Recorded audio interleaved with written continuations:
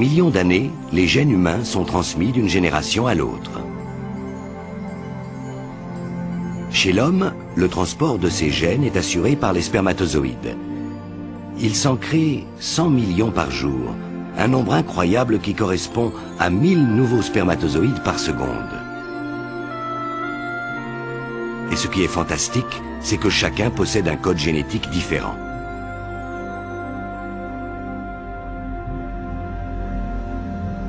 Cette énorme production s'effectue dans les deux unités de fabrication du sperme chez l'homme, les testicules.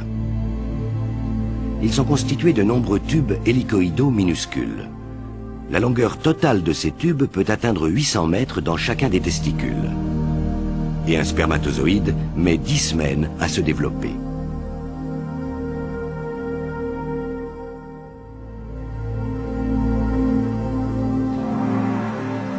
Voici l'intérieur de l'un de ces tubes, dans lequel se trouve la chaîne de montage des spermatozoïdes. Les cellules souches sont accrochées le long des parois des tubes. Puis elles se divisent et se déplacent vers le centre du conduit pour entamer leur période de maturation. Au fil des semaines, ces cellules développent une tête, un col et une queue appelée flagelle.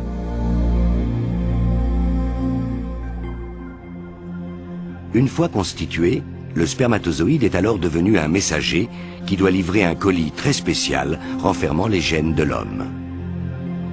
Pour réussir, le spermatozoïde, qui contient une moitié des chromosomes, doit toutefois d'abord rencontrer l'ovule de la femme qui renferme l'autre moitié et s'unir avec lui. Mais l'espérance de vie d'un spermatozoïde n'est cependant que de 5 jours au maximum. Au moment de sa naissance, les 2 ovaires d'une femme contiennent 1 million d'ovules immatures, dont 400 000 seulement existeront encore au moment de la puberté.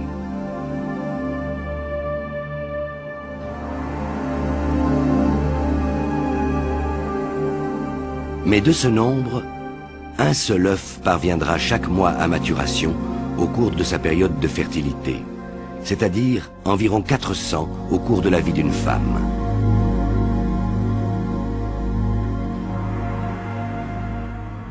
On voit ici l'ovaire à gauche, avec les franges des trompes de Fallope à droite. Lorsqu'il est prêt, le follicule se déplace vers le bord de l'ovaire, où il va se remplir de liquide, la pression augmente, et c'est la rupture. Entouré d'une énorme quantité de cellules produisant des hormones, l'ovule est alors expulsé de l'ovaire.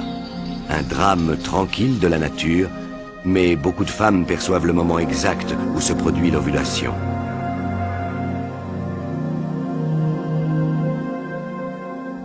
Des milliers de cellules nutritives accompagnent l'ovule pour lui fournir de la nourriture pendant les quelques jours de sa vie.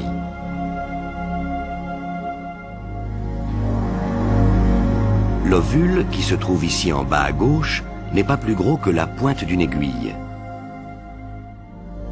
Les franges très souples des trompes de Fallope tentent de capturer l'ovule.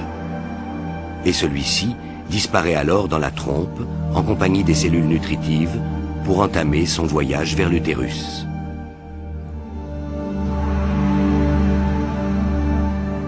C'est le début d'un périple fantastique que nous suivons ici dans la trompe de Fallope, dont l'apogée sera la rencontre de l'ovule avec les spermatozoïdes.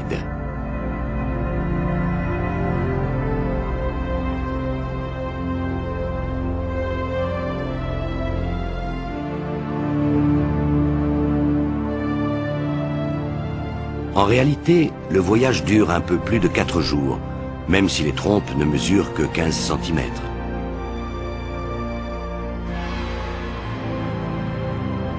Dans un mouvement synchronisé, des millions de minuscules cellules ciliées font avancer l'ovule.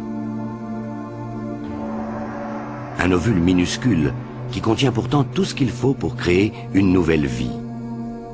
Tout, sauf ce que va lui apporter le sperme, ce colis contenant le patrimoine génétique de l'homme et son ADN.